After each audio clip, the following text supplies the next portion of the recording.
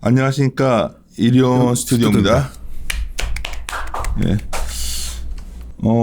누가 뭐래도 우리 시장을 끌어가는 리딩 종목 주도주가 네이버 카카오인데 어제 네이버 TP 올리시고 카카오 TP 올리시고 뭐 TP 올렸으니까 올린 날 막 질러 뭐 이건 아니잖아요. 그 일반 투자자분들 잘 이해하셔야 되는데. 그렇습니다. 단기적으로는 그런 의미라기보다는 안 그래도 그 적정주가 목표주가의 의미라든지 또 밸류에이션상 우리가 밸류에이션 했던 방법론들 잠깐 얘기할까요? 왜냐하면 항상 TP를 우리가 이제 주가 올라가면 하잖아요. 네네네. 그러면 많은 개인 투자들은 그러니까 많은 분들이 이제 샀다 팔았다 많이들 하시니까 네네. 샀다 팔았다 또 그때 올리면 그때 샀다 이렇게 한다고 생각하시는데 그런 의미가 아니거든요. 저희는 그렇죠. 오히려 주가가 좀 흔들릴 때 우리가 굉장히 강하게 TP와의 괴리도 높게, 그러니까 현 주가의 괴리도 높게 하면서 자신 있게 외칠 때 주식을 사시는 게 좋은데 보통 주가 이렇게 막 올라갈 때 TP 올릴 때 흥분들 하시더라고. 근데 엄밀히 말하면 좋죠. 네이버 카카오 더 간다 보시는 거잖아요. 길게 보면. 일전 이 방송에서도 말씀드렸지만은 그 뭐 아주 10년, 20년이 아니라 한 1, 2년, 2, 3년 정도의 비교적 긴 좀 장기 텀으로 롱텀으로 보면 이러한 어떤 가치를 인정받고 또 밸류에이션 측면이라든지 투자 매력도 좀 우호적으로 분위기가 형성되고 하는 이 부분 자체가 그리고 이제 주요 신사업 신기술 중심으로 이제 막 트래픽이 생기고 그쵸. 일부 매출이 생기고 아직까지는 적자지만 손익이 개선되는 단계 이런 어떤 단계들이 큰 그림에서 사실은 저는 아직 초입이라고 봅니다. 시작이라고 봐요. 그래서 뭐 길게 보면 앞으로 뭐 가치는 계속 진화돼 갈 것이고요. 주가도 당연히 단기적으로 왔다 갔다 하지만 반응을 해가지 않겠나. 저희는 이번 사이클의 큰 사이클 무형제 사이클로 보고 있고 그의 중심이 플랫폼 자본이라 보고 있기 때문에 네네. 이 좀 내수 경제를 내수 측면에서만 봐도 이런 플랫폼 기업들이 그걸 잠식해가는 남의 걸 빼앗아오는 단계고 또 덩달아서 네이버 같은 경우는 해외 진출도 상당히 그 영역을 침범해가고 있다는 거죠, 얘들이. 그래서 그렇습니다. 상당히 저희들은 파일을 갖고 싸울 때 남의 파일을 뺏어오는 단계이기 때문에 좋게 보는데 내가 뭘 말씀드린 거냐면 시작할 때 우리가 TP 올리는 방식이 EPS 올리는 방식이 있고 우리가 승수를 그러니까 배수를 올리는 방식이 있잖아요. 그게 크게 보면 그렇죠. 그렇죠. 그리고 우리가 TP를 왜 올리는 그런 걸 우리 기업 분석 팀장으로서 잠깐 설명을 해드리면 약간 이해를 더 하실 것 같아서. 알겠습니다. 우선 그 엄밀히 말하면 적정 주가라는 개념과 목표 주가라는 개념도 약간 다르긴 한데요. 사실은 이제 애널리스트들이 밸류에이션 하지만은 적정 주가든 또는 목표 주가든 기본적으로 밸류에이션의 근간은 수익 추정 모델에서 출발하기 때문에 기본적으로 그 밸류에이션 자체가 어떤 절대 가치도 아니고요. 상당히 좀 유동적인 측면이 없지 않아 있습니다. 가령 예를 들어서 추정 자체에서 오류가 발생하면 추정을 너무 과도하게 추정해놓고 멀티플이 낮으니까 싸다라고 할 수는 없는 거지 않습니까? 그죠? 그래서 항상 예측의 영역이기 때문에 미래 예측의 영역에서 우선 수익 추정을 해도 어느 정도의 오차 가능성이 있다는 걸 전제하에 그 기반 위에 밸류에이션이 들어가는 것이고요. 적정 주가의 개념은 우리가 미래를 예측해서 어떤 가격을 매기는 것이 적정하다라고 말할 수는 없지만 이런저런 요인을 감안했을 때 어떤 성장성 또는 수익성 또는 재무 건전성 등의 지표를 감안했을 때 그 어차피 적정 주가 개념 자체도 위로든 아래든 변동이 있고 진화를 하는 거예요. 현 시점에서 우리가 예측 가능한 영역 내에서 회사 흐름은 이렇게 가고 있고 또 아직 숫자가 안 나왔지만 특정 신기술 부분에서는 나름 트래픽이 쌓여 있는 이런 부분을 적어도 멀티플 가지면서 시장 여론이 어느 정도 억셉트할 것인가 정도를 고려를 해서 현 시점에서 여차 저차 해서 요 정도 가치가 적정 가치가 아니겠나라고 이제 산출을 하는 것이고요. 그러면 한 1년 지나서 우리가 생각했던 것보다 회사가 부정적인 방향으로 간다 그러면 적정 주가는 다운이 될 수도 있는 것이고 오히려 생각했던 것보다 더 좋게 간다 그러면 진화를 해서 적정 주가는 더 변동이 될 수도 있는. 그래서 그 시점 우리가 알 수 있는 영역 내에서 산출을 하는 것이고 끊임없이 변화하고 업데이트하는 과정이고요. 적정 주가 자체가. 그러니까 이 주가가 16타를 노리죠. 저희들은 저희 하우스의 철학이 좋은 걸 발굴해서 오르타 16타를 꾸준히 갈 수 있는 그 컴퍼니를 발굴했다는 게 저희들의 철학인데 카카오 네이버는 발굴이 됐어요. 좋은 기업이라는 건. 그렇죠. 이미 아주 예전에. 그렇죠. 예전에서 이제 고생을 할 때는 많이도 관심이 없으셨는데 하여튼 올해 와서 이제 더 화두가 됐는데 또 이제부터는 이런 기대와 이런 값들을 계속 업데이트해요. 저희가 미래를 정확히 알고서 이게 얼마짜리 가치다를 얘기를 못 한다는 거죠. 근데 그러한 방향, 소위 우리가 생각하는 그런 기업의 레벨업되는 변화가 지속된다면 우리는 보유해야 된다고 보는 거고. 그렇습니다. 그런 측면에서 주가 올라왔고 이거는 이 정도까지 열어보자는 차원에서 TP를 올리는 거잖아요. 그렇습니다. 근데 또 그 순간에 우리가 생각했던 것보다 좀 흔들릴 수도 있는 거고. 그러니까 왜 이렇게 이걸 말씀드리냐면 우리가 투자 의견 TP 상향하면 이제 신문에 이제 미디어에서는 TP를 올렸대들 하면 이제 그날 소문에 사서 소문에 사서 뉴스에 팔아라 사실 전혀 아니거든요 그런 게. 그래서 그런 차원에서 미리 말씀드렸고 이거는 우리 이리온에 보시면 이리온 클래스라고 송정환 팀장이 전에 밸류에이션이랑 모델링 잠깐 강의를 해주셨잖아요. 예. 그거 약간 소개. 어떤 자료를 가지고 텍스트 자료든 또는 여러 가지 엑셀이나 또는 이런 우리가 실제 자료 모양을 가지고 조금 더 자세하게 실무적으로 사실 접근했으면 더 좋았을 텐데 예전 우리가 이제 칠판 강의에서는 그 부분을 좀 한계가 있었기 때문에 개략적으로 설명했지만 꽤나 제가 자세하게 만약 요청들 있으시면 엑셀 모델링 한번 보여드리자. 그렇죠. 왜냐하면 그 과정을 보여드려야 이게 어떻게 변화구를 알 수가 있는데 되게 단순 추정이라도 하는 거 이렇게 해보듯 하면 되잖아 이게. 예. 그래서 오히려 지금 그 외부 교육 기관에 아마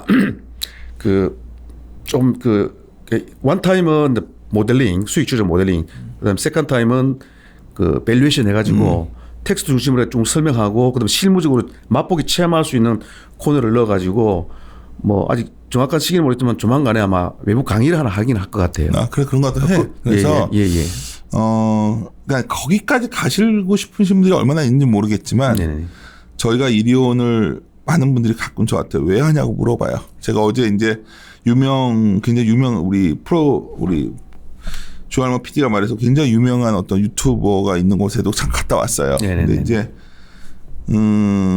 들었던 생각이 내가 이걸 왜 시작할 때 마음 좀 리서치에 대한 오해를 풀고 리서치 베이스 투자가 얼마나 편하게 갈 수 있는 거냐를 알리고 싶었던 건데 어느 날 저도 이거 유튜브 계속 하니까 괜히 좀 말만 들으면 기분 나쁘고 성질 부리고 하면 사람들이 싫어하고 이러는데 또 어제 나와서 돌아오면서 들었던 생각이었거든. 많이들 모르는구나. 여전히 갈 길이 멀구나. 그러니까 여전히 매일매일 아침 시황을 그러니까 이유만 찾는 거죠. 오늘 이런 이유로 올랐고 이런 내렸고 그거 매일 듣고 있으면 사실 시간이 굉장히 모자라서 우리가 사용할 수 있는 시간이. 왜냐면 투자에 쓸 수 있는 시간이 제한적인 상황에서 매일매일 미국은 어땠고 연준은 어땠고 이래서 그래서 꼭 그런 느낌 그런 거 사후적으로 이거를 이해한다고 해서 투자에 돈이 되는 건 아니잖아. 그렇죠. 우리가 궁금한 건 미래에 기업이 얼마나 매출이 늘고 돈을 벌 것이냐 그것을 끊임없이 우리가 고민해왔잖아요. 그렇죠. 오늘 아마 네이버 같은 경우에는 웹툰 쪽의 가치를 우리가 이제 볼 때가 된 것 같아서 TP를 올린 거고 사실 주가 올라오니까 찾아본 거 아니야? 그렇진 않습니다. 이거 알았어. 갑자기 발끈하고 굉장히 기분 나빠. 발끈은 아니고요. 농담하는 거지. 이게 지금 사실 우리가 네이버 카카오를 이제 소위 말하는 SOTP, Sum of the Parts. 그것도 이해 못하더라. SOT 하면 우리 부분 요소별로 가치를 평가해서 이제 합산한 방식인데 네이버 같은 경우는 이제 SOTP의 주요 가치 요소로서 소위 이제 일본 라인은 이미 상장돼서 가치 평가가 되고 있으니까 우리가 자체 따로 밸류에이션 하지 않고 현재 평가 가치 그대로 받아들이니까 한편으로 실무적으로 편하죠. 편하지. 그렇죠? 그렇게 어차피 그 시장에서 평가를 받고 있으니 그렇게 해서 우리 지분율만큼 가져왔고요. 그리고 얼마 전에 분사한 네이버 페이 그리고 일찌감치 분사해 있었던 네이버 웹툰 등을 SOTP로 밸류에이션을 엄밀히 말하면 아마 네이버는 재작년까지만 하더라도 그래도 일반 밸류에이션 그냥 뭉뚱거렸어. 합산은 전체 EPS의 적절한 수준의 유의한 의미 있는 수준의 그 멀티플을 적용해도 충분히 우리가 원하는 밸류에이션 답이 나왔기 때문에 그렇게 편하게 하다가 갑자기 이제 기억하시겠지만 2018년부터 특히 이제 일본의 라인페이 쪽에 투자를 하면서 진짜 연결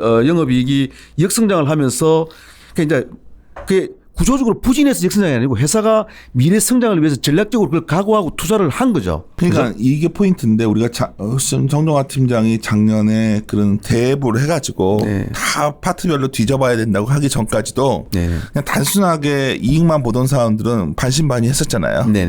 근데 우리는 그렇게 해서 계속 서머파트로 중요 부분들의 개선 요인을 해서 가치에 반영시키고 있는 중이잖아요. 네이버는 그때부터 그러니까 이제 일반 밸류에이션이 좀 불편해지면서 몇 개 가치 요소를 합산하는 방식으로 카카오는 기억하겠지만 일찌감치 실적의 절대 규모가 네이버보다 훨씬 적은 상태에서 몇 년 전에 작정하고 다음과 카카오 합쳐가지고 모빌리티 오토라든지 테크핀, 핀테크 쪽에 막 투자를 하면서 손익이 많이 그때 전략적으로 무너졌기 때문에 일찌감치 SOTP가 가동이 되고 있습니다. 근데 왜 이 말을 하냐면 작년에 그럼에도 불구하고 카카오 실적 안 좋게 나오면 주가가 안 좋았잖아. 그렇죠. 사실은 그 실적이 중요한 게 아니라를 성 팀장은 계속 얘기해왔고 내가 이제 나는 그게 되게 뭐 많은 분들은 뭐 요새야 뭐 카카오 네이버 이러지. 지금 같은 이 우호적인 분위기가 아주 오래전에 아니에요. 작년에 우리가 이 방식을 엄밀히 말하면 카카오는 1년 조금 더 된 셈이죠. 작년 4월 중순에 톡 비즈보드 공개하면서 5년 정체돼 있던 주가가 한 달 만에 한 30-40% 확 올랐으니까.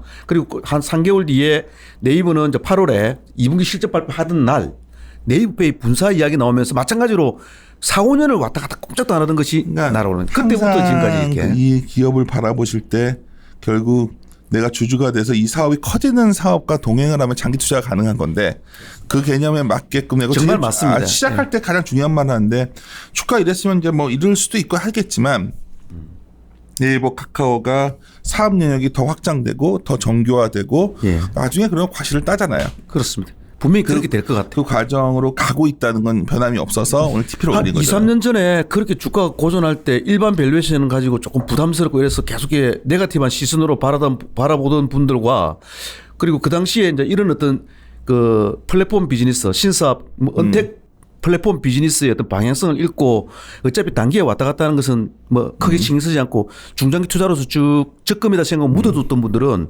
단순한 몇십 프로가 아니에요. 이 큰 시총 대장주가 그때 대비 지금 몇 배가 올랐습니까 지금? 알지. 이렇게 되면 우리가 그 얘기를 하면 지금 이 시점 이후에 앞으로 몇 년 뒤도 똑같이 또 얼마 쟤들 지인 전에 잘했다고 잘난 척한다 이러니까 그러지 말고 내 말은 뭐냐면 이게 그러니까 뭘 말씀드리고 싶은 거냐면 지금 TP 올리는 것보다 사실 그럴 때 발굴해서 들어가야 큰 돈을 번다는 걸 나는 전하고 싶은 거예요. 지금 개인 투자자들한테.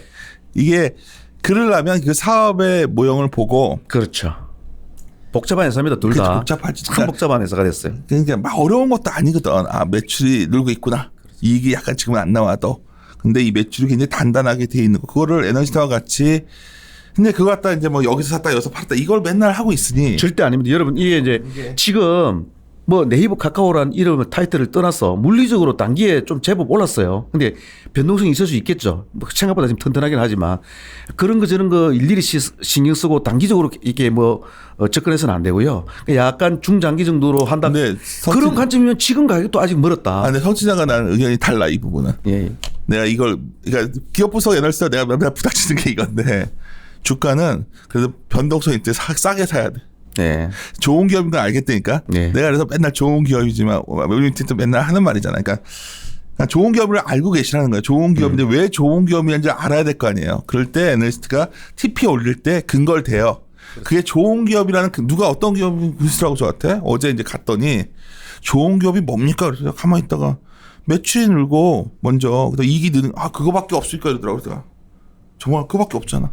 그게 마지막 엑기스죠. 나머지 디테일 설명들은 그걸 설명하기 위해서 하는 거고. 어떤 분이 오셔 그랬다니까 뭐 회사가 지배 구조가 어때야 되고 뭐 저 시장 그거는 그러니까 근데 그거를 그게 되게 단순한 말을 한 게 아니라 그거 알기가 너무 힘들다는 거지. 매출이 계속 늘 거냐. 그래서 정홍식 연구원이 맨날 막대기 그래프 매출 누구 있는 그림 보여주는 사람들은 무슨 단순한 저런 그림 그거 알려고 맨날 전화해야 되고 탐방다니고. 작은 스몰캡 회사들은 하는 일이 단순하기 때문에 단순히 설명이 가능한데 이런 네이버나 카카오 같은 종합 회사들은 디테일하고 자세한 온갖 것들이 모여가지고 결국은 실적이 이렇게 갈 것이다라는 걸 설명하는 거예요. 내 말은 뭐냐면 정동환 팀장이 이렇게 정리를 해서 전할 때 이걸 직접 하는 게 아니라 애널리스트가 이걸 해주는 거예요. 하면 이게 이런 게 좋은 기업의 포인트구나를 알고 계셔야 어떤 이게 뭐 미국이 빠졌다가 중요한 게 아니라 이 좋은 기업을 구성했던 조건 이 훼손되는 게 나올 때 팔아야 된다는 거죠. 근데 자꾸 그게 아니라 그냥 시장에 환율이 어때서 팔고 그러니까 정말 전하고 싶은 게 그거거든. 어제 계속 나한테 좋은 기업이 뭡니까 물어보는데 야 이걸 어디서부터 설명을 해야 될지가 막막한 거야. 그러니까 나는 뭐냐면 그거예요. 지금 오늘 이제 네이버 카카오를 할 거예요. TP에 올렸다보다 더 중요한 거는 이제 저희와 함께 고민해 오신 분들이 꽤 있으니까 또 어떤 분들은 제가 자꾸 이렇게 말 끼고 이런 거에서 좀 오지랖이고 또 싫어하시는 분도 있는데 제가 봤을 땐 그냥 자료를 읽고서 뭐 TP 상향했네요. 뭐 기업 그거 갖고 절대로 이 자료를 이해할 수 없다는 거지. 이 자료 나가기 전까지 우리가 어떤 게 진행되고 있는 걸 전혀 모르고 계시기 때문에 그래서 제가 다시 한번 말씀드린 거는 오늘 네이버 카카오의 이유를 얘기해 주실 거고 그거는 길게 봤을 때 계속 체크에 대한 포인트 중에 하나가 변화가 생긴 거고 네. 또 하나 우리 뭐 여러 가지 계속 생긴 것도 있잖아. 그럴 때마다 자료가 나오면 요거는 내가 주주잖아. 주주가 되신 분들이 이 포인트가 좋아지고 있구나. 이 포인트는 저번에 정종화 팀장이라는 사람이 뭐 올릴 때 이렇게 좋다고 했는데 왜 이렇게 안 돼? 그럴 수도 있죠. 그치. 항상 업데이트해가는 과정입니다. 찾아봐야겠다. 그거를 할 시간이 되게 모자른데 모든 포인트가 애널리스트가 전망하는 대로 가는 건 아니에요. 그러니까 그때 또 그걸 가지고 그 자체를 네거티브한 방향으로 업데이트를 하는 것도 어떤 투자가들한테 좋은 정보의 전달이라 그러면 당연히 억셉트하고 또 업데이트를 해야 되는 근데 거죠. 그게 엄청 시간이 많이 소요되고 힘든 일인데 많은 경우 이렇게 하는 것 같아. 그냥 우리가 말을 해. 오늘 네이버 카카오 TP 올렸습니다. TP 올렸네. 좋나 보네. 사. 그러다가 다음날 뭐 북한에 미사일 쐈습니다. 큰일 났다. 팔아. 그랬다가 또 그러니까 이건 웃을 일이 아니라 맞습니다. 내가 봤을 때는 이게 반복되고 있는 거야 지금 시장에서. 그리고 나는 오지랖이기 때문에 뭐 유튜브도 보고 증권 채널도 보고 있으면 다 그런 얘기만 하니까 막 온갖 자본 소음 속에서 그리고 전부 다 무슨 경제학자들이 돼버린 거야 이제는. 전부 다 막 미국의 연준은 이번에 파웰의 스탠스는 뭘까? 연준에 맞서지 말아도 나도 하지만 정작 내가 투자하는 본질은 내가 투자하는 시점에 있어서의 그 기업에 대한 만남이라는 거지. 내가 얼마 전에 페이스북에 썼는데 이거 시작할 거예요 이제 정말. 어제 갔다 와서 느꼈는데 거기서 방송에는 얘기를 못 했는데 딱 집에 오면서 들었던 생각이었어. 이걸 내가 얘기했어야 되는데 못 했었기 때문에 여기서 하는 건데 내 주위에 나는 우리 와이프 듣지 않으니까 이렇게 뚱뚱하고 이렇게 이상해 보이지만 제가 되게 연애를 많이 했어요. 여러분 좋아요. 너도 안 믿는 거냐? 아니요. 근데 이건 싫어요. 어떤 친구가 내가 봐는 되게 멋진 조건을 갖고 있는 친구인데 용모도 잘생기고 한데 그렇게 연애를 못해. 그래서 내가 가면 좀 이렇게 친구니까 얘기를 해줬어요. 끝까지 연애를 못해. 그러니까 연애 지침서를 읽고 막 이벤트를 막 뭔가 할 게 아니라 그냥 상대방이 어떤 사람인지를 집중해야 되거든. 그 친구가 뭘 좋아하고 있고 그 친구가 어떤 행동에서 보여준단 말이야. 이런 행동. 이거 진짜 이거 우리 아이들도 그렇게 하는데.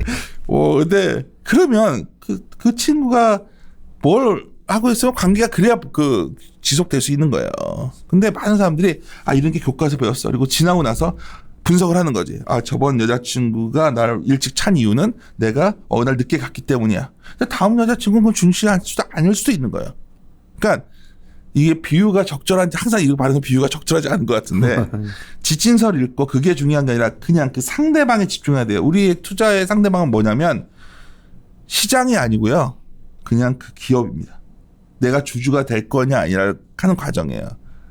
이런 구독자가 그렇게 많지 않다고 어떤 분들이 있는데 저는 구독자가 여기서 더 안 늘어도 이러한 철학을 공감하는 사람들의 힘이 모여져서 좀 제가 이 업계를 온 지가 지금 94년 들어와서 지금 2020년인데 꽤 됐더라고. 벌써 26년 됐더라고. 근데 그런 좀 철학이 확산됐으면 좋겠다. 너무 어려운 이야기하고 막 거창한 얘기하는 게 아니라. 그래서 오늘 네이버 카카오 기다리고 생뚱맞게 들어와서 이거 뭔 햇소리 하냐 하시겠지만 어제 그게 이제 제가 신사임당 TV를 어제 가서 촬영을 하고 왔는데 왜 이렇게 말을 버벅거리고 왔는지 하면서 이 얘기를 못하고 온 게 되게 걸렸어요. 정말 기업에 집중해야 됩니다. 저는 제가 어디 가서 강연할 때 이렇게 안 해요. 막 미중 무역 분쟁 얘기하고 막 저도 얼마나 구라가 좋겠어요. 근데 이제 마지막에 꼭 엑기스 이 얘기를 하는 거예요. 하는 얘기인데 요즘은 더 마음이 급해진 것 같아요. 그냥 더 솔직해지자. 얼마나 남았다고 내가 회사에서 안 좋은 것도 아니고 그건 아니고 그냥 더 솔직해지는데 솔직해지는 건 되게 단순한 거를 우리가 반복적으로 하는 작업인데 너무들 안 하고 있다는 거를 내가 이 방송하면서도 알았어. 다들 안 보더라고. 그러니까요. 나는 그걸 내가 그 프로 댓글로 할 때 그래도 웬만한 프로 댓글로 상담한 그런 코너를 하니까 그래 다트에서 물어보고 온 거 없냐? 그런 거 물으면 다트란 걸 처음 들었다는 사람이 여기 있었다는 거야. 그래서 나는 예전에 저도 제 모 강의에서 개인 투자가분들이 그래서 간단하게 아주 뭐 복잡한 어떤 그런 뭐 툴을 알아야 되는 게 아니라 간단하게 어떤 종목을 볼 수 있는 게 금감원 다트에 들어가 가지고 그 사업 보고서에 들어가서 간단한 회사를 알 수도 있고 그다음에 그 재무제표 감사 보고서에 뭐 주식상등도 있지만 일일이 복잡한 거 볼 거 없고 딱 재무상태표 손익계산서만 딱 보고도 이 회사가 좋은 건지 안 좋은 건지 리스크한지 위험한지 성장하는 건지가 거의 80%는 보인다고. 문제는 이걸 또 그런 말을 또 어디서 들으시니까 이걸 막 회계사처럼 해야 된다고 생각. 그것도 아니에요. 그것도 아니에요. 그러니까 간단한 거. 내가 어떻게 전해야 할지 모르겠는데 그런 게 아니라 그냥 어느 산업은 뭘 좀 주저로 보는데 그런 거를 이렇게 업데이트하는 자료에서 오늘 같은 TP 올린 날 그게 많이 들어가요. 맞잖아. 그렇죠. TP 올린 날 그걸 막 뒤져보다가 이 부분을 강조해야겠다. 이게 밸류의 애드 요인이다. 뭐 이걸 찾아서 하는 거니까 그거를 좀만 익숙해지시면 되게 시간을 효율적으로 쓸 수 있는데 야 이게 안 되더라. 벌써 몇 년을 했는데 이게 내가 가끔 맨날 동어 반복적 질문이 반복되는 것 같은 거야. 이게 뭐냐면 뭐가 좋아 보여요? 아니 뭐 그때 딱 물어보면 그때 좋아 보이고 얘기해 나는. 근데 그게 뭐 무슨 말이야? 그래서 오늘 또 너무 그래졌는데 제가 뭐 맨날 말끝마다 뭐 이렇게 말이 많냐 이것도 있고 뭐 우리 맨날 프로다클러도 얘기하고 그러는데 하나 이거는 해주세요. 저희는 광고도 안 하고 아무것도 여러 요구가 있었어요. 외부에서도 제휴하자는 것도 있고 다 있었지만 제 자존심이에요. 저는 이거는 어쩌면 제가 시장에서 받은 선물에 대한 나의 어떤 감사의 의미로 이리온을 시작했고 남들 이렇게만 되게 뭐 이렇게 거창하냐 그러는데 난 증시가 너무나 주식시장이라는 게 우리에게 많은 걸 갖다 줄 수 있는 거라고 나는 확신하는 사람인데 왜 이렇게 이런 곳이 이런 식으로 현학적 담론이나 막 아니면 온갖 그런 그렇게 돼 있을까? 막 재료 매매하는 사람도 그 사람 돈 벌겠지. 매일매일 뉴스 뿌려가지고 막 뭐 메신저 돌려가지고 싹 샀다가 팔아먹는 사람들 얘기나 듣고. 그러니까 얼마 전에 나한테 리딩을 해주세요 누가 그래가지고 나한테 무슨 말인지 모르고 있다가 리딩이 뭔가 했더니 이걸 읽어준다는 거야. 그래서 살다 별 사기꾼들이 다 있구나 이게. 뭘 읽어줘. 이게 읽는 게 아니라 이거는 함께 이게 중요하다를 짚어가는 과정이에요. 그래서 오늘도 그런 시간으로 오늘 우리가 네이버 카카오 TP를 올렸습니다. 이베스트는 이거 엄청 좋게 보는구나. 맞죠? 근데 올린 날 바로 빠질 수도 있는 거고요. 또 우리가 생각했던 가정이 틀리면 우리 스스로 이거를 낮출 수도 있는 거예요. 그래서 그런 차원에서 타선이 너무 길었는데 어떡하지? 큰일 났다. 수습이 안 되지만 뭐 나가야지 뭐. 아까 네이버부터 시작하자 그러면. 아까 제가 이제 적정 주가 목표 주가의 차이를 잠시 설명하던 중간에 너무 길게 공백이 생기는데 그 적정 주가는 이제 그러하고 목표 주가는 또 약간 달라요. 목표 주가는 우리 흔히 TP 타겟 프라이스라고 하는 것인데 이를테면 제가 애널리스트가 생각하는 어떤 업체의 그것도 궁극적인 건 아니고 그 시점에서의 최대한 어떤 알려진 정보로서 비교적 길게 그 회사의 어떤 적정가라고 생각하는 게 만약에 10만 원이라 하더라도 현재 주가가 2만 원밖에 안 된다. 근데 만약에 그야말로 5배인 10만 원을 목표 주가로 내는 내가 생각하는 적정 주가 10만 원인데 현재 주가가 2만 원인데 5배에 달하는 목표 주가를 내면은 오히려 부작용 여기가 누가 보면 사기처럼 보이잖아요. 그래서 목표 주가 내가 생각하는 적정가가 조금 더 세게 보더라도 목표가는 상황에 따라서 또 각 계율 조정이라든지 각 하우스마다 증권사마다의 어떤 그런 그 목표 주가 룸에 대한 어떤 내부 룰 규칙 등을 참조해가지고 단계별로 설정할 수도 있는 것입니다. 네, 올라오면 서서히 올리잖아. 예를 들어 지금 내가 네이버는 궁극적으로 한 3, 4년 네이버 갖고 가령 예를 듭니다. 예를 들어서 네이버가 지금 한 25만 원 정도 하고 있는데 가령 제가 이거는 앞으로 한 4, 5년 정도 보면 이건 뭐 한 80만 원도 하겠다 해서 지금 80만 TP를 80만 원 낼 수는 없는 거거든요. 그리고 또 중간중간에 궁극적으로 그렇다 하더라도 중간중간에 또 약간의 과도기적인 어떤 흐름에 따라서 갑자기 비용이 많이 들어서 이익이 준다든지 또 그래서 시장에서 형성된 여론 이른바 멀티플이 약간 네거티브한 시선으로 바뀐다 그러면 과도기적으로 또 목표가 약간 하향 조정을 하면서 왔다 갔다 하면서 적정 주가에 수렴해 가는 과정이거든요. 자, 오늘을 제가 근본적으로 애널리스트들이 제시하는 어떤 가격은 일단 정책적인 목표 주가이지 적정가의 개념은 아닙니다. 그래서 오늘 제가 올린 것도 목표 주가를 올린 것이지 제가 생각하는 나름의 어떤 특정적 궁극적인 적정가를 건드린 건 아니에요. 적정가를 얘기하지 마. 또 이거 오해사. 적정가는 그거는 상당히 좀 약간 정성적인 면도 들어가야 되는 부분입니다. 그럼 오늘은 그 네이버는 이제 어제 기존 목표 주가 29만 원에서 34만 원으로 17%를 제가 상향을 했고요. 오늘 카카오는 기존 30만 원에서 35만 원으로 공교롭게도 똑같이 이제 17%를 상향을 했는데 그 내용을 좀 설명드릴 거고요. 먼저 그 전에 간단하게 수차례 이야기합니다만 네이버나 카카오는 회사 자체가 기술적으로 너무 복잡한 회사가 되었습니다. 그래서 제가 작정을 하고 상당히 고생을 해서 작년 3월에 그 대부 자료를 써가지고 우선 회사부터 알려야겠다 해가지고 회사 사업 하나하나를 어떻게 돈을 벌고 뭐 비즈니스 모델이 어떻게 되는 것까지 쫙 뜯어서 그야말로 대부로 해서 씹고 뭐 맛보고 즐긴 거고요. 그거는 꼭 한번 다시 들어보세요. 주주시라면. 지금 봐도 아마 네이버나 카카오는 회사 자체를 이해하는 데는 상당 기술적인 작년 3월에 나갔는데 작년 3월에 이런 사실 마음속에 적정가는 성 팀장이 너무너무 높았잖아. 그때부터 어마어마하게 나한테 높은 가격을 얘기했는데 하여튼 그거 한번 들어보시고. 그때는 그랬었고 요즘은 네이버나 카카오를 뭐 어떤 특정 투자기관에 세미나를 한다든지 오늘처럼 이렇게 방송을 한다든지 이 할 때마다 네이버가 하고 있는 모든 일은 말할 것도 없고 네이버에 우리가 이야기하고 싶은 모든 말하고 싶은 투자 포인트의 그 요소 뭐 하나하나 다 설명하고 뭐 세미나를 할 때마다 무슨 강의를 할 때마다 네이버나 카카오를 그런 식으로 할 수는 없거든요. 너무 복잡하기 때문에. 그래서 그 예전에 작정하고 하면 그렇게 했고요. 요즘은 이제 네이버에 대해서 최근에 네이버의 주가 모멘텀 많이 작용하는 어떤 포인트 중심으로 설명하고 카카오도 마찬가지로 그러면서 최근에 워낙 우호적인 분위기고 주가 상승 속도가 높다 보니까 우리가 말 그대로 TP 목표 주가를 상향해 가는데 아무리 그래도 그냥 이모이를 그냥 저 올렸습니다 하고 그냥 올려버리면 안 되잖아요. 그 어떤 근거를 특정 포인트 중심으로 목표 주가를 이렇게 올린 어떤 근거의 유의성 확보를 위한 근거를 제시하는 과정인 거고요. 그런 관점에서 약간 기술적인 설명이 될 수는 있겠지만 죄송합니다. 네이버부터 그러면서 설명을 드려보겠습니다. 철저히 그 어제 발간한 자료에서 목표 주가를 올린 정도로 오늘 제한적인 어떤 설명만 드릴게요. 네이버 목표 주가를 29만에서 34만 원을 올린 것은 17% 올린 것은 일단 최근에 그 웹툰 사업 경영 통합 관련해 가지고 두 차례 그 공시가 있었습니다. 유상증자 관련한.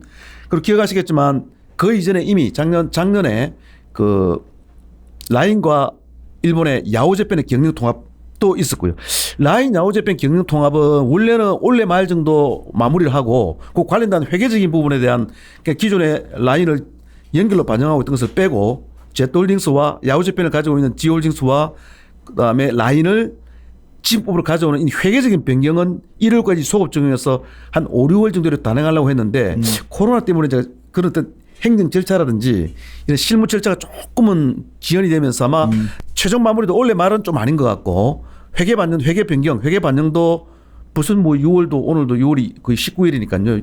그 원래 예정했던 기간보다는 조금 더 딜레이는 될 겁니다. 그래서 그걸 종합적으로 해가지고 웹툰 쪽 부분하고요. 그 다음에 라인 야후제백 경영 통합 부분에서의 최근의 가치 상향 및 가치 신규 반영 포인트를 근거로 목표 주가를 상향한 것입니다.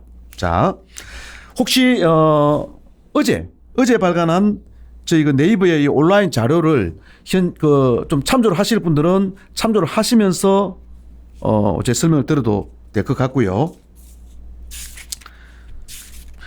어제 자료의 이제 4페이지를 보시면 그 먼저 라인 야후제편의 경영 통합은 제가 그 1단계, 2단계 하나하나의 복잡한 과정들을 다 설명할 필요는 없을 것 같고요. 오늘 여기서 하면 그렇죠. 너무 길어지고 최종적으로는 그 그림 사이에 이제 마지막 파이널 단계인데 현재는 네이버가 라인을 73% 정도 지분을 가지고 있고요. 일본의 소프트뱅크는 그 야후제펜을 운영하는 그래서 제가 약간 한국 발음으로 이야기할게요. 근데 그 제트홀딩스 미국 사람이 제트라고 하진 않지만 일본 애들은 어떻게 하냐 이거. 제트가 일본식 발음이잖아요. 일본은 마징가 제트잖아. 일본은 제트도 아닙니다. 제또입니다. 제또. 우리가 이런 거 즐거워하는데 별로 안 좋아하는. 야, 제또냐 이 제트홀딩스. 이 제트홀딩스는 일본에 상장되어 있는 업체이고 무시무시한 야후제펜 운영회사이죠. 그래서 소프트뱅크가 제트홀딩스 44.6%, 즉 네이버는 라인을 73%, 소프트뱅크는 제트홀딩스를 대략 한 45% 정도 들고 있는 건데 쭉 과정을 거쳐서 경영 통합이 마무리되면 최종적으로 네이버와 소프트뱅크가 둘 다 공통적으로 50%씩 라인 조인트 벤처를 지분을 가지게 되고요. 그 라인 조인트 벤처 밑에 제트홀딩스가 있는데 라인 조인트 벤처는 제트홀딩스를 65%를 가지게 되고요. 제트홀딩스는 야후재팬은 자기 운영님 하고 있고요. 그 다음에 현재 우리가 이야기하는 이 라인 코퍼레이션 이거는 제트홀딩스 밑으로 들어가서 제트홀딩스가 라인 코퍼레이션을 100%를 가지게 될 것입니다. 우리는 이제 네이버 밸류에이션이니까 소프트뱅크는 일단 제외하고 네이버 측면에서 그러면 어떤 식으로 되느냐. 현재는 라인을 73% 들고 있으니까 라인만 연결 대상이니까 연결 실적으로 반영하고요. 연결 실적이라고 하는 것은 일단 100%가 다 반영이 되잖아요. 다만 우리가 밸류에이션 할 때는 그 지분율만큼을 뽑아서 이른바 지배주주 순이익 관점에서 밸류에이션 할 뿐이고 회계상으로는 100% 반영이 되거든요. 계산은 어렵지도 않아요. 예. 계산도 단순합니다. 예. 근데 여기 이제 다 과정을 거치면 어떻게 되느냐. 일단 라인은 연결해서는 빠지고요. 물론 투쿠션을 거칩니다. 그러니까 라인 조인트 벤처를 50% 지고 그 라인 조인트 벤처가 제트홀딩스를 65% 지고 그 제트홀딩스가 라인을 100% 지기 때문에 결국은 그죠? 네이버의 최종적인 라인에 대한 실질 지배력은 이거는 뭐 손자회사도 아니고 정손자회사이긴 하지만 실질 지배력은 50% 곱하기 65% 곱하기 100%니까 32.5%를 지배하는 셈이 되는 것이고요. 그 다음에 그 제트홀딩스 밑에 야후재팬이 붙어 있기 때문에 야후재팬에 대한 사실 제트홀딩스 실적은 거의 대부분이 야후재팬 실적이거든요. 그 조조타운이라든지 뭐 제트홀딩스 등의 일부도 있지만 미미하고요. 거의 대부분은 그 제트홀딩스 실적은 곧 야후재팬 실적이라고 보면 되는데 결과적으로 보면 기존에는 라인만 연결로 73% 반영되던 것이 최종적으로는 라인과 그 야후재팬 실적이 32.5%씩 반영되는 셈인데 이제 이게 회계적으로 어떤 의미가 있느냐면은 어쨌든 전략적으로 재작년부터 라인에 대해서 갑자기 특히 라인페이에 대해서 투자를 감행하면서 라인은 지금 재작년 엄청난 적자고요. 올해도 적자잖아요. 물론 우리가 적자를 하더라도 라인은 손익가치 기준으로 밸류에이션 하지 않고 별도로 뽑아서 라인이라고 하는 실제를 일본에서 어떤 가치를 그대로 받아들이기 때문에 사실 실적과는 무관하지만 굳이 어떤 가시적인 실적만 보자면 어쨌든 지금 현재 적자가 나고 있는 라인이 연결로 반영되는 것이 빠지고 그러니까 일면 네이버의 연결 실적은 개선되는 걸로 보이겠죠. 그러니까 적자가 빠지니까. 이미 이거 좋아진 건 알고 있었는데 그렇죠. 마이너스 영향을 실적은 주고 있었어. 근데 그게 그게 제외돼 버리니까 좋아진다는 좋아지는 것처럼 보이는 거죠. 좋아진 거지 뭐. 근데 이제 밸류에이션과는 별개입니다. 아웃트레이즈는 없어야 되고 어쨌든 가시적으로는 그렇고요. 그다음 둘째는 또 연간 순이익, 세후 순이익이 1조 정도 달하는 야후재팬 실적이 또 32.5%가 오히려 들어오는 거죠. 그러니까 예전에는 적자가 반영되고 있었는데 적자는 빠지고 그죠? 100% 반영되는 적자는 연결해서 빠지고 대신에 그 적자의 100%가 32.5% 정도밖에 안 되는 그 부분이 그 지분법 손익으로 들어오고 대신에 또 연간 1조에 달하는 무시무시한 야후재팬 실적이 32.5% 들어오니 결과적으로 네이버의 연결 순이익은 일단 가시적으로는 어마어마하게 개선되는 것처럼 보이는 이런 어떤 가시적인 효과는 있습니다. 다만 그렇다고 해서 밸류에이션이 확 달라요. 그 부분에 달라지는 건 아니에요. 그때를 이걸 알고 계셔야 그때 굉장히 반응이 중요할 것 같아요. 그렇습니다. 주가가 어떻게 나올지가. 다만 우리가 이건 아직까지 진행된 것도 아니고 코로나 때문에 일정도 좀 딜레이 되겠지만 현 시점에 중요한 현 시점에서 그러면 SOTP 밸류에이션에서 이것을 미리 잠재적으로 어떻게 활용하느냐. 기존에는 일본의 라인 주가가 있잖아요.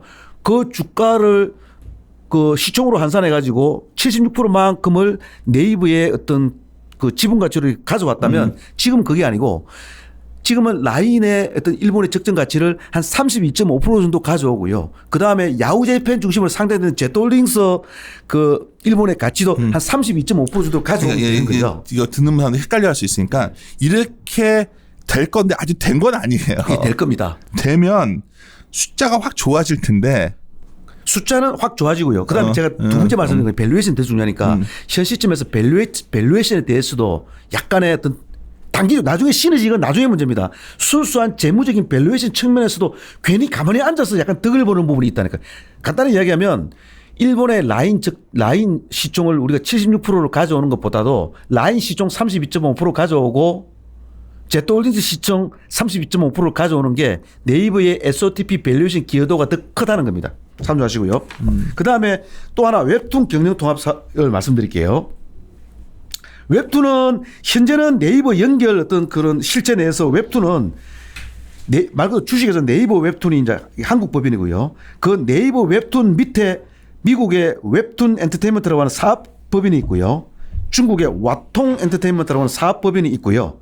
그래서 네이버 웹툰이 한국에 있는 네이버 웹툰은 스스로 한국 비즈니스도 하고 그다음 미국 비즈니스는 미국 자회사가 100% 자회사가 중국 비즈니스는 중국 100% 자회사가 하고 있어서 이른바 일본을 제외한 웹툰 글로벌 사업은 네이버 웹툰이 하고 있었고요. 근데 일본은 별도로 그 흔히 말하는 라인 망가 있잖아요. 라인 망가. 그것은 망가가 많아요. 많아요. 많아요. 일본 말이에요. 그것은 라인 디지털 프론티어라고 하는 일본 법인이 일본만 독자적으로 하고 있었는데 요거는 이제 일본 법인인 라인 디지털 프론티어는 우리 한국의 네이버 웹툰 지분은 30%밖에 안 되고요. 오히려 일본의 라인이 70%를 쥐고 있기 때문에 쥐고 있는 이런 구조였거든.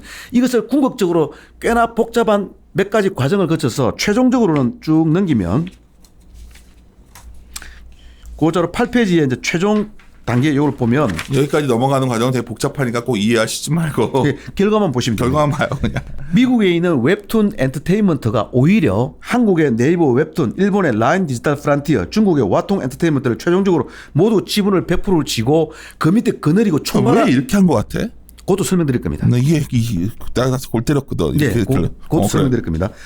그렇게 하게 되고요. 그러면 전체적인 어떤 그 네이버라는 회사의 웹툰 글로벌 웹툰 사업은 미국의 웹툰 엔터테인먼트 밑으로 다 들어가기 때문에 결국은 웹툰 엔터테인먼트를 어느 정도 지배력을 가지게 되느냐가 우리 SOTP 가치 기여도 네이버 가치 기여도는 중요하잖아요. 자, 최종적으로 네이버가 미국의 그 웹툰 사업을 총괄하게 될 웹툰 엔터테인먼트 지분을 66.6%를 가지게 되고요. 라인이 33.4%를 가지게 됩니다. 자, 그런데 여기서 중요한 것은 오히려 그 D가 되겠지만 그 D가 이 웹툰 경영 통합을 먼저 하고 그다음에 라인 야후제페 경영 통합은 그 이후에 하게 되겠지만 궁극적으로 라인 야후제페 경영 통합까지 다 하게 됐을 때 아까 제가 네이버가 라인을 최종적으로 뭐 투쿠션 거쳐서 32.5%를 지배하게 된다 그랬잖아요. 그러니까 네이버는 라인을 32.5% 지배하게 되고 라인이 웹툰 엔터테인먼트를 33.4%를 지배하게 되니 32.5% 곱하기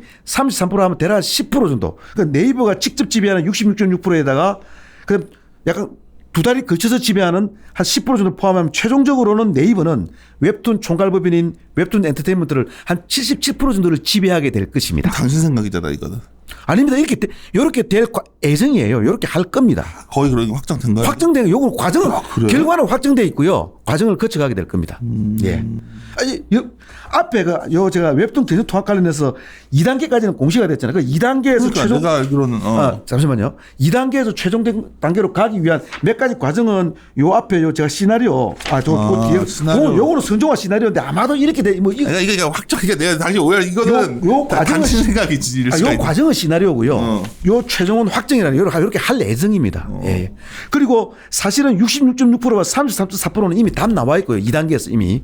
자, 그러면 이거는 판을 굉장히 키우는 거네. 그 판을 키우는 의미도 있고요. 아까 그 목적 있잖아요. 우선 그러니까 이제 산재해 있는 어떤 그 웹툰 사업을 어느 한 법인이 총괄하게 되면은 일관성이 있는 지휘 체계가 구축이 되고 판을 키우는 거죠. 사업이 이곳저곳에서 잡다하게 널려 있는 것보다는 산재해 있는 것보다는 하나의 어떤 경영 에너지가 모인다는 차원에서도 중요한데 그럼 이런 질문이잖아요. 아니 그러면 어차피 지금 현재의 왕초는 대한민국 네이버 웹툰이고 미국 웹툰 엔터테인먼트도 우리 웹툰 네이버 웹툰의 100% 사업법인으로 자회사인데 그 왜 궁극적으로 순서를 그 아래 위로 서로 형님 동생 순서를 바꿔가지고 그러니까. 웹툰 엔터테인먼트에 그 이제 힘을 실어준 이 네이버 웹툰의 모든 어떤 그 웹툰 사업의 뭐 작가 라인업이라든지 컨텐츠라든지 비즈니스 모델이라든지 이런 에너지는 한국에서 출발한 컨텐츠의 원천은 한국인데 이 원천을 가지고 미국의 벤치마킹을 해보니까 미국에서 소위 말해 시점말로 장난 아니게 성장하는 거예요. 그러니까 미국에 놓고 시장도 훨씬 큰 거예요. 그러니까 가치를 많이 받을 수 있거든. 그렇습니다. 거기다 갖다 놓은 거지.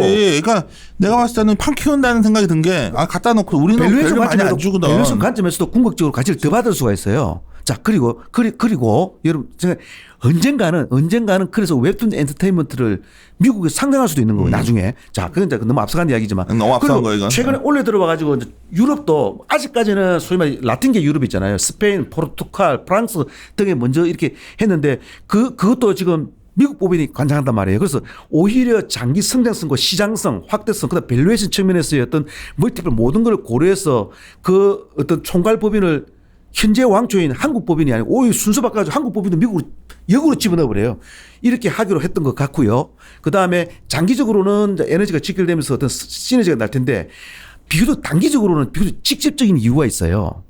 그 제가 이제 자료에서도 이제 설명을 해놨는데 10페이지 보시면 현재 한국 웹툰 사업은 물론이고 그 한국 비즈니스 모델을 그대로 접목한 미국 사업도 약간 후발 중에 후발인 미국 사업마저도 일단은 장편 연재형 어떤 만화 중심인데 일본은 그 일본 고유의 그 아기자기한 디테일 문화인지는 몰라도 지금 라인 망가도 그렇고 피코마 다음에 그 카카오의 피코마도 그렇고 약간 단편 단행본 중심이에요. 일반 만화 말고 오프라인 만화 말고 웹툰은 그래서 오히려 시장과 그리고 어떤 비즈니스 모델을 이끌어내기도 장편 연재형 단편 하나하나 끊기는 것보다는 쭉 이끌어가야지 기본적으로 매출이 고정적으로 쭉 들어올 거 아니에요. 그래서 일본 시장도 장편 연재형을 좀 강화를 하려고 하는데 일본에서 일본 고유의 어떤 그 하이라키 문화 그래서 그 상하 문화 그 지분 구조가 지금 현재 라인이 70%고 네이버 웹툰이 30%인 상황에서는 네이버 웹툰이 그거를 리딩 주도해 가지고 이렇게 하자 저렇게 하자 하기는 좀 곤란한 상황이기 때문에 이 지분을 스와핑을 통해서 지금 형님 동생 순서를 바꾸는 겁니다. 결과적으로 궁극적으로 현재는 과도기적인 단계로 그 일본의 라인 디지털 프론티어는 현재는 라인이 70%고 네이버 웹툰이 30%인데 지금 그 뭐 궁극적인 단계 떠나서 최근에 이제 공시했잖아요. 우선 그 미국의 웹툰 엔터테인먼트랑 그 일본의 이제 라인이랑 일종의 주식 스와핑을 할 거예요. 그래서 웹툰 엔터테인먼트가 라인으로부터 라인 디지털 프론티어 70%를 가져가는 대신 나는 따로 주식을 주는 게 신주를 발행해서 주게 되는 것이지. 이렇게 됩니다. 이렇게 해가지고 요것만 가지고 나중에 궁극적인 단계는 원래 말인데요. 요 단계.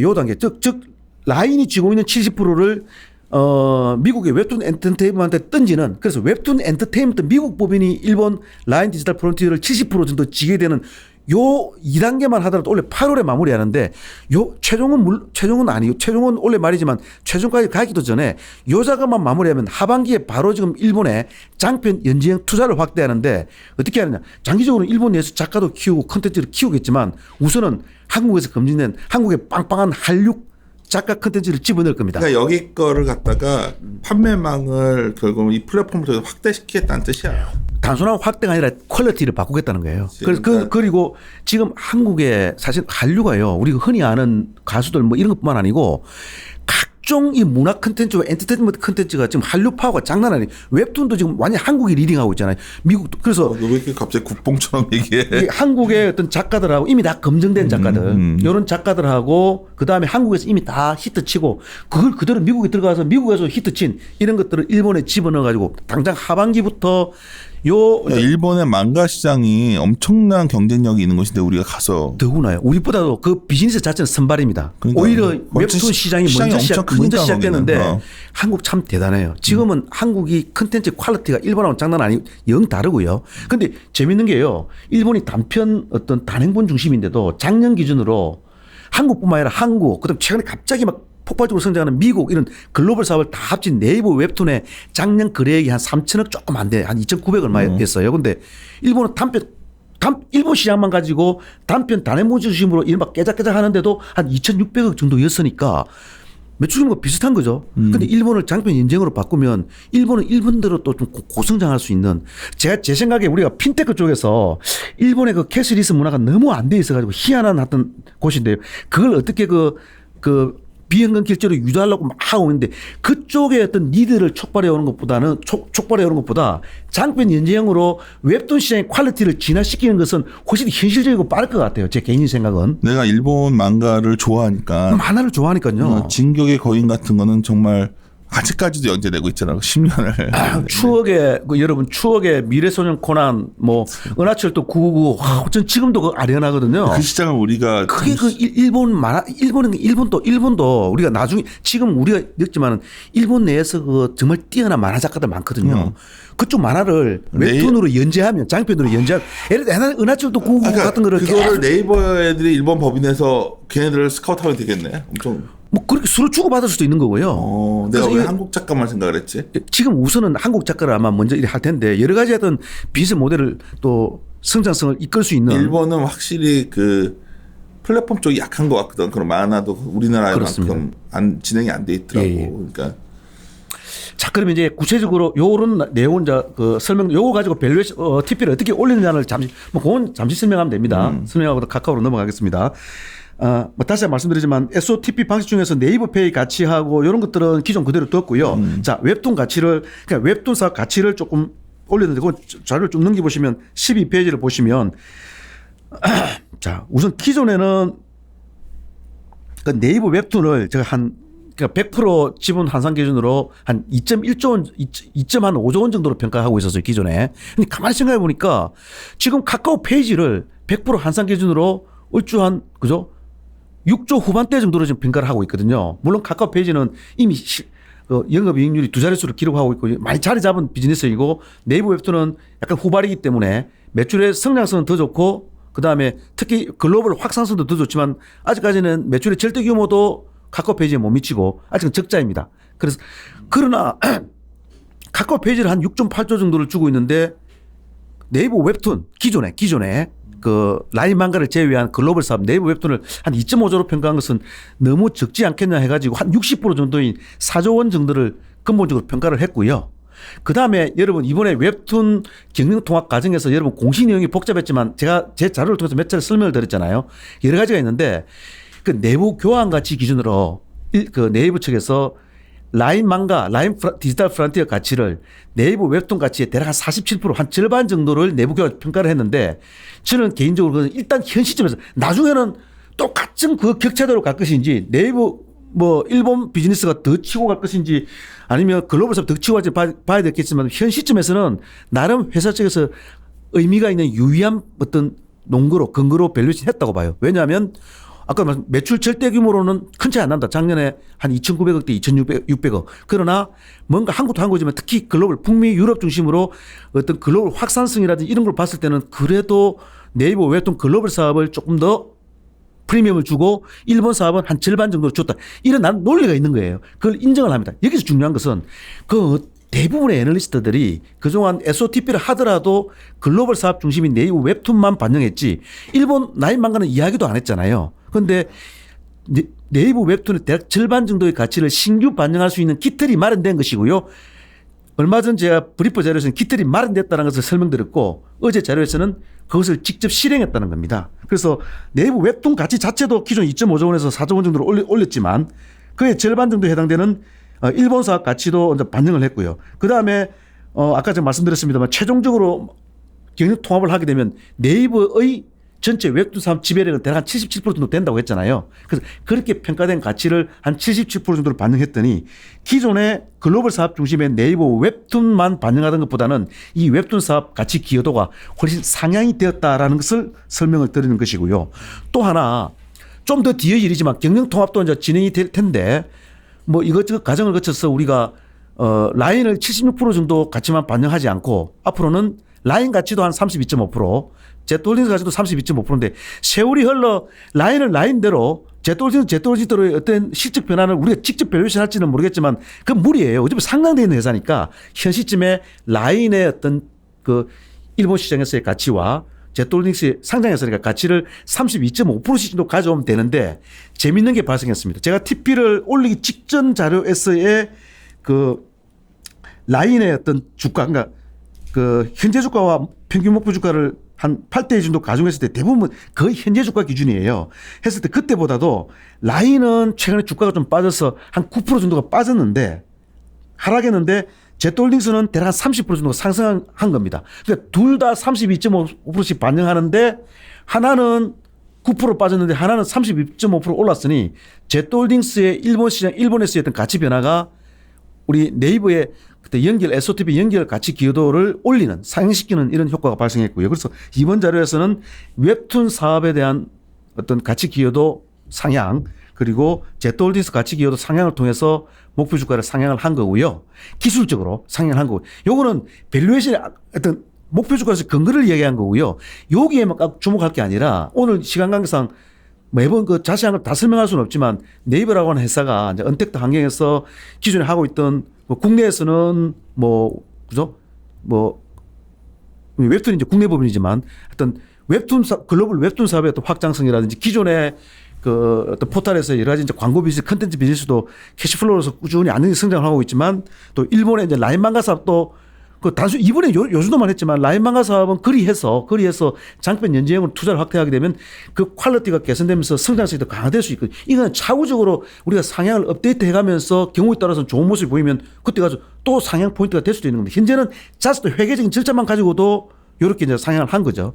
전체적인 비즈니스가 쭉 그렇게 흘러가고 다만 네이버라는 회사에서 조금 아쉬운 점은 회사가 전략적으로 작정을 하고 물 들어올 때 배를 떼기 위해서 2년 전에 라인페이에 가맹점 확보에 돈을 찔렀고요. 작년에는 가입자 확보에 돈을 찔러서 그 돈이 얼마나 어마무시했으면 네이버 전체 연결 실적에 역성장에 영향을 미칠 정도까지 우리 작정하고 투자를 했는데 그래서 올해는 손뼉을 쳐서 소리가 나는 시기. 즉 올림픽 어쩌고저쩌고 해가지고 결제액이 쫙 치고 가야 될 타이밍인데 코로나 때문에 지금 뭔가 도쿄올림픽 연기돼가지고 갑자기 돈만 질러놓고 뭔가 이게 그래서 올해 라인페이 쪽에서 여러 가지 의미 있는 긍정적인 뉴스와 이벤트 모멘텀들이 좀 쏟아질 줄 알았는데 그것은 약간은 지금 소강 상태인 건 사실이에요. 그러나 다른 모든 것들이 다 좋고 특히 이제 두 가지 경영통합 라인과 야후재팬의 경영통합 좀 더 뒤에 있고요. 그 앞에 올해 내에 웹툰 경영사업 통합 등을 통해 가지고 회사가 뭔가 이런 어떤 재무적인 어떤 이런 좋은 어떤 슬기로운 지혜로운 어떤 이런 정책을 가지고 또 가치를 이끌어가는 이런 부분들을 우리가 점수를 줄 수가 있다는 것이죠.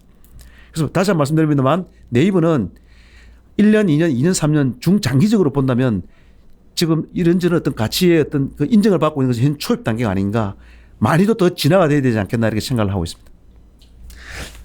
오늘 그런 내용을 잘 복귀해 보시고 네이버에 주시라면 뭐 오늘 그래서 이게 됐으니까 이 새로운 게 엄청난 게 나와서 사세요 말한 게 아니라 이 스토리대로 여름 동안 잘 보셔야 될 것 같아요. 지금 그렇습니다. 진행되는 정도를. 그러면 뭐 주가가 중간에 출렁이고 또 주가 좀 부진할 때는 이런 거가 있다고 본다면 주주로 좋은 기업이니까 손이 나갈 것이고 또 만약 상황이 개선되면 분명한 거는 이 회사의 가치가 우리 플랫폼 기업이 우리나라 기업들의 한계가 언어라는 한계 때문에 국내 내수용 기업이라는 비판을 받는데 네이버는 그런 측면에서 상당히 해외로 진출한 긍정적. 카카오가 국민 모바일 메신저라면 라인은 일본의 국민 모바일 메신저인데요. 카카오 한국이고 그리고 뭐 대만 태국.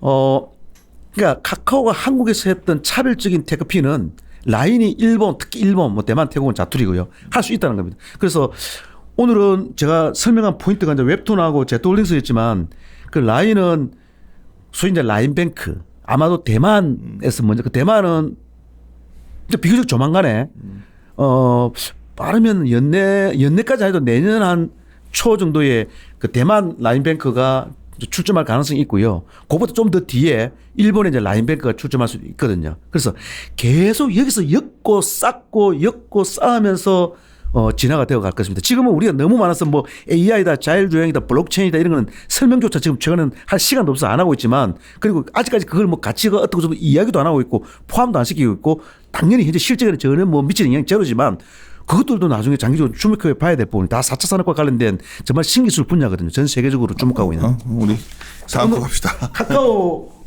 설명드렸고 마찬가지로 카카오도 뭐 대회부를 통해서 전체적인 걸 한번 설명드렸고 매번 뭐 설명할 때마다 일일이 그 모든 걸 다 할 수는 없고 요소별로 설명드리고 있고 오늘 그중에서도 오늘 목표주가 상향에 대한 부분만 제가 설명드리기로 하겠습니다.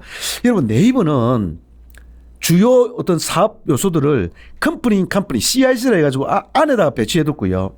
당근 정책이죠. 거기서 잘하면 스핀오프를 시켜주는. 그래서 그 전에 제일 먼저 네이버 웹툰을 100% 자회사로 가지고 있었고요. 그리고 비교적 최근 작년 11월에 네이버 페이가 100%가 아니죠. 하자마자 바로 미래에셋 대우가 30% 펀딩을 했기 때문에 이제 70% 정도 자회사를 가지고 있는. 반면에 카카오는 모든 요소 사업 하나하나가 다 지금 자회사로 그리고 다 중간중간에 1차, 2차 펀딩을 받다 보니까 대부분이 다 100% 자회사는 또 거의 없어요.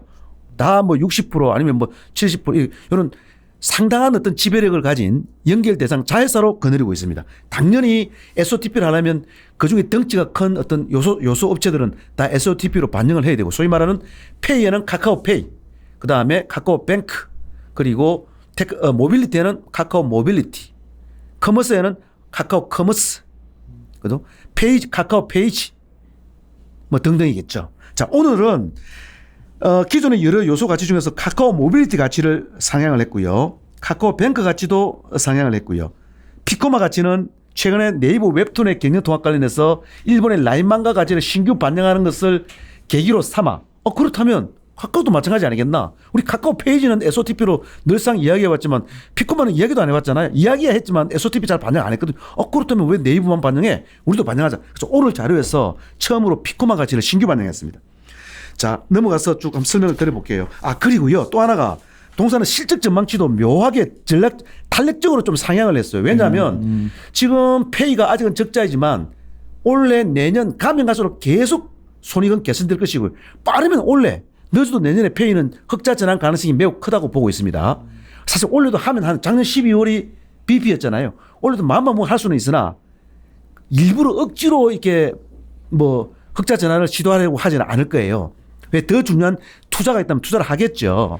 그리고 모빌리티는 지금 적자이지만 올해 T블루라든지 경우에 따라 T벤티 정도를 좀 확대를 하게 되면은 그것도 손익이 개선돼 가다가 내년이나 후내년도에 흑자 전환을 할 수도 있고요. 즉 아직까지는 전체 손익에 마이너스 영향을 미치는 많은 이런 기술 사업들, 모빌리티라든지 그다음에 페이 이런 것들이 가면 갈수록 손익이 개선돼 갈 것이기 때문에 실적 전망치 상향도 올해는 조금 미미하고 내년에 제법 후내년에 꽤 많이 상향을 하는 이런 탄력적인 상향을 했고요.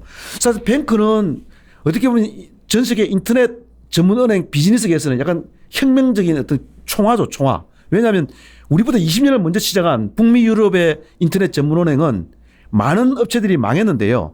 살아남은 업체, 망한 업체들은 빼고 살아남은 업체들만 가지고 평균을 냈더니 출점하고 BP를 돌파하는데 평균 5.7년이 걸렸는데요. 우리 카카오뱅크는 2017년 7월 27일에 출점했는데 작년 1분기, 2019년 1분기에 BP를 돌파했으니 한 1년 한 7, 8개월 만에 그냥 BP를 돌파했고 잠시 2분기에 주춤했다가 3, 4분기 쭉 와서 작년에 한 140개인가 정도 순이익을 달성했고 올해 1분기는 185, 즉 작년 연간 순이익을 넘었습니다. 자, 이런 어떤 탄력적인 어떤 레버리지의 강화 속도를 감안하면은 동사 실적은 여러분 지난번 제가 이런 말씀 카카오가요. 다음과 카카오가 합병할 때 만약 예를 들어서 뭐 신사업 신기술 테크핀 뭐 모빌리티 이런 아무것도 투자 안 하고요. 기존에 포털 쪽의 광고 비즈니스, SNS 쪽의 일부 컨텐츠 광고 비즈니스 중심으로 짜박짜박 왔다면 이미 약 2014년이니까 6년, 한 5, 6년 전에 이미 분기 평균 800억 영업이익 정도는 했어야 됐고요. 지금쯤이면 짜박짜박 지내서 분기 평균 예를 들어서 뭐 한 1,000몇백억 많게는 2,000억을 해야 되잖아요. 그런데 회사가 작정을 하고 투자를 해가지고 한때는 뭐 분기 영업이익, 분기 평균 300억, 어떤 분기에 비용만 있으면 100억밖에 안 되고 막 이러다가. 정말 어이없었어. 근데 그게 아주 옛날이 아니에요. 그 작년 1분기 정도가 뭔가 회사가 비용 컨트롤, 그러니까 모든 투자가 초기 투자는 1달러 추가 투자를 안 한다는 게 아니고 그러니까 무지막지한 초기 투자는 어느 정도 1달러이 되면서 회사가 비용 컨트롤을 하면서 매출은 어차피 자기 가격에 가고 있는 모든 게 비용 문제였으니까 그러니까 영업이익 야가 턴어라운드 기미를 보이고 그리고 2분기, 3분기, 4분기 원래 1분기까지 계속 턴어라운드 기조로 오고 있었지 그 전까지만 보면은 그 전에 한 3년 동안은요 아까 우리 본부장님 말씀하셨죠. 동사는 중간중간에 분위기가 좀 좋을 듯 하다도 어닝 시점 되면 어닝 쇼크. 주가가 완전 두드러기 정신을 보였던 거죠. 어닝 쇼크. 어닝 쇼크. 맨날 어닝 쇼크. 그냥 막 어닝 쇼크를 남발하던 회사였어요. 그럼 뭐 실적이 절대 규모 요것밖에 안 되는 게 막 투자를 했으니. 그러니까 난 요즘 웃긴 게 네. 우리 뭐 다 포인트 뭐냐면 카카오를 최근에 또 무작정 또 실적으로 말하는 사람들이 있는데 이게 난센스라는 거야 내 말은. 제가 말씀드릴게요. 어쨌든 카카오가 그 시기를 지나왔는데 지금 얼마 전에 우리 카카오가 얼마 전 1분기에 882억 영업이익을 달성했죠. 그죠? 1분기 얼마 전 1분기에 이거 가지고 분기 사상 최대 영업이익이라 그러는데 의미 있는 워딩이긴 하지만 한편으로 생각하면 아까도 말씀드렸지만 핀테크 모빌리티 투자 안 하고 짜박짜박 걸어왔으면 한 5년 전에 이미 달성했어야 될 이익을 그러니까 5년 만에 달성한 거죠. 그거를 이제 와서 설명하는 사람들이 있더라고. 그래서 속으로 히스토리를 모르는구나. 그래서 지금 실적은 확실히 턴어라운드 분위기이고 앞으로는 어떤 특정 비용을 투하하면서 과거처럼 갑자기 뒤통수를 맞는 이런 허무맹랑한 실적은 안 나올 가능성이 커요. 이대로 쭉 흘러갈 가능성이 있는데 그렇다고 지금 현재 실적 가지고 그 일반적인 밸류에이션, 그러니까 뭐 전체 EPS의 멀티플을 이런 식으로 밸류에이션 안 나옵니다. 어차피 주가는 그때보다 훨씬 더 달려와 있는데 실적은 이제 어떻게 보면 5년, 6년 전의 실적이잖아요. 그리고 이제 앞으로 계속 진화돼 가겠죠. 오히려 방금 부모님께서 말씀하셨지만 지금 시장에서 실적을 왜 또 중요하게 보느냐 하면 그 실적 자체가 직접적인 일반적인 밸류에이션이 될 정도의 실적이라는 게 아니라 확실히 실적은 이제 턴어라운드를 찍고 앞으로 진화돼 갈 모습만 남았다는 것이 실적마저도 그래서 아까 제가 말씀드렸잖아요. 모빌리티 태급빈이 아직 적자지만 이제 갈 일만 남은 거죠. 네, 성진아. 이게 예. 이렇게 가는 회사가 아니라 카카오 스타일이. 그렇게 갈 수도 있습니다. 진짜? 이제는? 카카오 내가 봤을 때는 계속해서 돈을 쓸 것 같은데. 써도 예. 초반에 얘는 스타일이 그렇잖아. 경영 스타일이. 앞으로 일어날 레버리지를 갖다가 완전히 그냥 무력화하고 재차 또 완전히 수렁으로 빠질 정도는 아니다라는 거죠. 수렁은 아니지만 카카오와 네이버의 차이가 그거거든. 카카오는 돈을 그러니까 제가 본부장님과 여러 차례 이 방송을 진행하다 보니까 의도는 아니시겠지만 왠지 모르게 카카오에 대한 네거티브한 뭔가 좀 아닙니다. 예. 왜냐하면 실적을 난 중시하는 스타일이니까.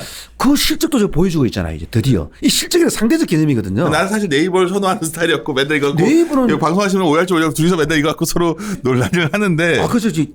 사실 카카오가 어떻게 보면 하나의 주식으로 역동성으로 보면 아직 시종도 작고 이 방향이 또 제가 또 이 약간 항변이라니까 또 상대적으로 또 카카오 편 아니면 저는 네이버 카카오를 뭐 다 좋아해. 자, 그래서 그 실적은 그렇게 앞으로 뭐 중간중간에 분기별 시즌에 따라서 약간의 혹시 또 분기별 시즌에가 비수기인데 뭐 정책적 투자 비용 좀 썼다 그러면 QOQ로 뭐 영업이익이 좀 줄었다가 이럴 수는 있겠죠. 그러나 기본적으로 카카오도 실적은 오히려 카카오가 한 4, 5년의 터널을 거쳐와서 실적도 이제 어느 정도 구조적 레버리지 단계로 턴어라운드 단계로 확실히 진입하지 않았나 이렇게 보이고요. 성장 오해 많은 게 나는 옛날에 작년까지는 요즘 뭘 생각하는 거냐면 카카오 역동성 얘기한 거야 나도. 얘는 돈을 막 이익을 이렇게 해서 막 따박따박 모범생 스타일이 아니라 굉장히 어쩌면 우리나라에서 드물게 굉장히 공격적 성향을 가진 경영진들인 것 같아요. 지금 지나고 보니까 그때 물론 중간에 그 대표이사가 좀 한 몇 번 바뀌긴 했지만 그때 초반에 시작했던 것도 그렇고 지금 바통을 이어서 하는 분들이 뭐랄까 참 잘하신 것 같아요. 역시 아무나 하는 게 아니라 끼가 있는 분들인 것 같아요. 그래서 만약 이쪽으로 플랫폼이 확대되면 글로벌 시장을 읽은 거죠. 그치. 그러니까 오히려 지른 거고요. 자회사들을 많이 갖고 있다 보니까 가치를 어느 날 확 애드시킬 수 있겠다는 생각은 드는데 내가 뭘 비판한 거냐면 최근에 이거를 이익으로 또 설명하는 사람들이 나오더라고. 근데 이익 갖고 설명하는 시대는 아닌 것 같아. 카카오는. 나는 항상 카카오는 이런 측면일 거예요. 그 이익을 가지고 단박에 밸류에이션으로 이끌어서 설명하고자 한다면 무리죠, 아직은. 무리라니까, 그거는. 이게 방향성으로 설명한다면 맞죠. 찍고 이제 올라오는 거니까. 그죠? 그렇습니다. 다음에 우리 그렇고 그래서 일단 실적 자체도 오늘 밸류에이션 상향의 근거가 실적 자체도 올해보다는 내년 후년 좀 더 올렸으니까 모든 요소를 다 걷어내고 순수 실적만 가진 손익가치도 오늘 상향을 했고요. 그다음에 여러 가지 가치 요소, 특히 자회사 중심의 가치 요소 중에서는 뭐 카카오페이라는 이런 몇 개는 그대로 두고요. 오늘 올리는 카카오 모빌리티 뱅크, 그다음 비코마 신규 반영인데, 자 카카오 모빌리티는 100% 한상 가치 기준으로 종전에 4.9조에서 5.5조로 이건 조금 올렸어요. 근데 카카오 가치 기여도는 이 100% 자회사는 아니니까 한 3.4조에서 3.8조로 한 4천억 정도 이제 올렸는데 지금 카카오 모빌리티가 물론 뭐 카카오 대리가 좀 약간 캐시카우 역할을 하고 그것도 흑자 나는 건 아니고요. 전체 이제 매출 다운에서는 어느 정도 안정적인 매출이 일어나고 있으면서 요즘만 보면 T블루가 회사가 전략적으로 지역을 지금 계속 확대하고 있잖아요. 그래서 1분기도 그 비즈니스 자체는 오프라인이라 코로나19 영향이 좀 있을 줄 알았는데 이 지역별 확산이 큐가 늘어나면서 그런 대로 생각했던 것보다 매출이 좋았거든요. 그리고 아직 T벤티는 겨우 100개 정도 라이선스 가지고 서울 지역에서만 약간의 실험 정도로 하고 있지만은 회사가 궁극적으로는 전국 모델로 가맹 모델로 이제 가게 될 텐데 꼭 언제 할지는 모르겠지만은 언젠가 하겠죠. 그렇게 되면은 그래서 이 어떻게 시장에 어떤 그 잠재력이라고 하는 게 상당히 좀 크지 않겠나 이렇게 보고 있는 것이고 그런 관점에서 뭐 요 정도 적정가를 상회하는 것은 합리적이다 이렇게 판단을 하고요. 그다음에 카카오뱅크인데 여러분 핀테크에서 결제는 핀테크의 출발이라면 뱅크는 인터넷 전문은행은 핀테크의 꽃이에요. 근데 핀테크의 꽃인 것과 동시에 카카오뱅크는 이미 좀 흑자 전환을 했죠. 물론 흑자 전환했다는 하나의 상징적인 의미이고 앞으로 계속 그 레버리지를 내겠다는 의미지. 그 1분기에 185억 정도 겨우 난 거 가지고 대략 올해 실적 전망해 가지고 거기에 도대체 멀티플을 얼마나 적용해야 이 조단위의 밸류에이션 그건 아닙니다. 실적의 방향성이에요. 그래서 어쨌든 간에 카카오뱅크는 실적이 났는데 요 종전까지만 하더라도 100% 한상 기준으로 한 5조 원 정도로 평가를 하고 있었거든요. 물론 동사 지분율은 33% 정도니까 가치 기여도는 별도겠지만 그래서 100% 한상 기준으로 5조 원 정도 하고 있었는데 지금 네이버 페이도 100% 한상 기준으로 한 7점 몇 조. 그다음에 카카오페이도 7조 초반. 카카오페이는 현재 어쨌거나 현재는 적자잖아요. 자, 여러 가지 그 바로 투자자금도 인수하고 이제 가고자 가야 할 길이 이제 먼 거지. 가만히 생각해 보니까 오히려 인터넷 전문은행에 차라리 핀테크의 꽃인데 어쨌거나 현재 흑자 전환도 하고 있는데 카카오페이를 7조 얘기하면서 뱅크를 5조 얘기하는 것은 말이 아니다. 그래서 오늘 자료에서는 8조 원 정도로 이제 결과적으로 그렇다는 것이고 밸류에이션 디테일은 그 잠재 순자본 정도를 추산을 해서 일반 시중은행 멀티플보다는 좀 프리미엄을 준 PBR을 적용하는 과정을 거쳐서 8조 원 정도로 평가를 했고요. 동사 가치 기여도도 기존 1.7조에서 2.7조 원으로 한 1조 원 정도로 이제 상향을 한 겁니다. 그리고 피코마 마찬가지로 피코마는 현재 언급도 안, 밸류에이션에서는 언급도 안 하고 있었는데 1분기 기준으로 일본의 피코마 피코마는 참고로 카카오 재팬이 운영하는 회사는 카카오 재팬인데 그 카카오 재팬의 브랜드 이름이고요. 피코마가 주식회사 피코마는 아닙니다. 카카오 재팬이 운영하는 브랜드 이름인데 1분기 기준으로 한국 중심의 카카오 페이지보다도 매출액이 한 29% 정도였어요. 근데 오히려 가치는 한 35% 정도 비중을 쳐줘서 밸류에이션 한 거고. 왜냐? 현재 그 매출 성장성이 뭐 앞으로 영원히 그러진 않겠죠. 그러나 지금까지는 매년 거의 2배 정도 성장을 하고 있습니다. 피코마가. 그러니까 카카오 페이지보다도 매출 성장성은 좀 더 좋은 거죠. 그래서 앞으로 또 성장성의 확장성 이런 걸 봐서 매출 비중은 29%지만 가치 비중은 한 35% 정도 쳐져서 피코마 같이 가치를 했고요. 이것도 전체적으로 그 카카오 페이지가 한 90% 정도 지고 있고요. 그다음 또 그러니까 대략 한 92%. 그러니까 카카오 재팬에 대한 지배력이 92% 정도 되니까 그 지분율을 감안해 가지고 카카오의 이제 연결 가치, SOTP 가치 신규로 반영을 한 것이고요. 이런 과정을 거쳐 가지고 한 두 가지 자회사 가치를 상향했고 하나는 신규 반영했고요. 거기다 손익 가치도 아까 제가 말씀드렸죠. 내년 후내년 더 전망치를 상향했으니까 거기서도 상향물이 좀 발생해서 결과적으로 TP는 30만 원, 35만 원 정도 올렸고요. 자, 카카오에 대해서는 제가 지금 자료 첫 페이지의 마지막 패러그래프 요걸 언급하고 싶어요. 그러니까 어떤 그 우리가 투자가 느끼는 약간 이슈성 어떤 모멘텀이라고 할까요? 이런 어떤 이벤트성 모멘텀 이런 관점에서 카카오는 비교적 직접적이고 구체적인 이슈적 모멘텀이 될 만한 어떤 잠재 이벤트들을 꽤나 많이 가지고 있어요. 여기서 무슨 의미가 이해가 되면 제가 아주 이해되기 쉽게 설명드릴게요. 작년에 카카오의 가장 강력한 그 주가 상승 모멘텀으로 작용했던 어떤 이슈적 모멘텀이 뭐였을까요? 톡 비즈보드 공개했잖아요. 톡 비즈보드는 돈이 들어왔지 거기서. 그렇죠. 톡 비즈보드는 그 자체로서도 실질적인 가치 기여 요인이죠. 왜? 지금 일평균 매출 막 5억 찍고 있으니까요. 그러나 일평균 매출 5억도 찍기 전에 그 공개만 가지고도 우와 이거 돈 되겠다 해가지고 한 달 만에 30% 올랐잖아요. 4, 5년 동안 꼼짝도 안 하는 주가가 한 달 반 만에 그 30, 40% 올랐잖아요. 제가 말씀드린 게 바로 이런 식의 뭔가 회사가 공적으로 발표를 했던 아니면 시장에서 흘러나왔던 그게 궁극적인 가치 기여 요인도 되지만 단기적으로 어떤 직접적인 구체적인 이벤트성 모멘텀으로 작동할 만한 이런 것들이 잠재적으로 있다는 겁니다. 예를